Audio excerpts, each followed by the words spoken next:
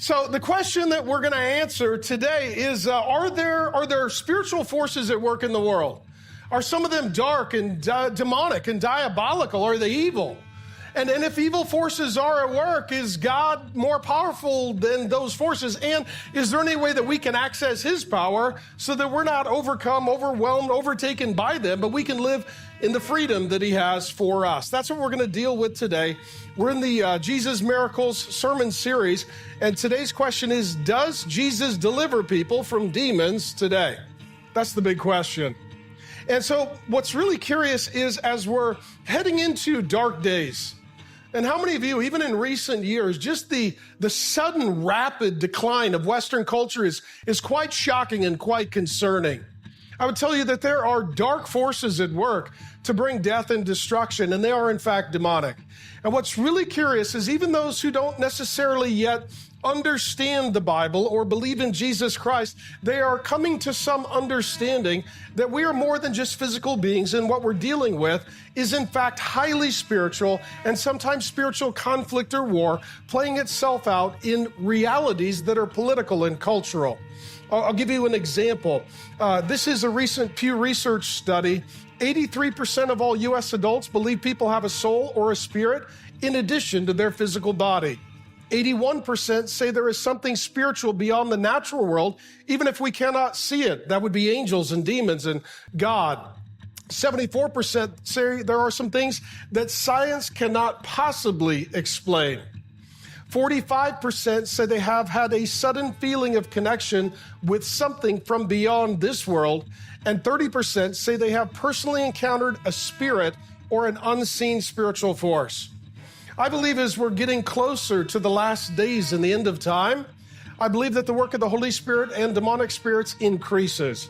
And I believe those who are not yet aware of who Jesus is, they are aware that we are spiritual people and we're dealing with spiritual forces. And what we're seeing as well as we head into these dark days, we're seeing people being activated and aware of God by experiencing first that which is demonic. I don't know if you saw the headline this week. Tucker Carlson, a political commentator, says that a demon attacked him, left him bleeding in bed with claw marks and scars.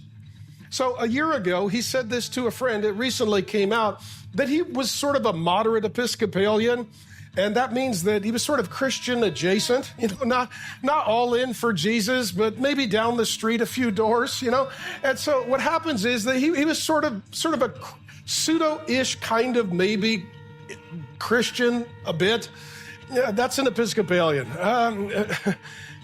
Moving right along. And if you're Episcopalian, stop being an Episcopalian. Okay. So he's an Episcopalian, so he goes to bed one night, and in the middle of the night, he gets attacked by something unseen. It literally shredded his body. He had claw marks, woke up, turned on the light, and was bleeding. Didn't trigger the alarm in his home. His wife was sleeping in bed. This was something unseen. So he asked a Christian who was on his staff, what in the world happened to me? And they said, you had a demonic attack. A being from the unseen realm entered into the seen realm, and a spiritual being brought you a physical attack.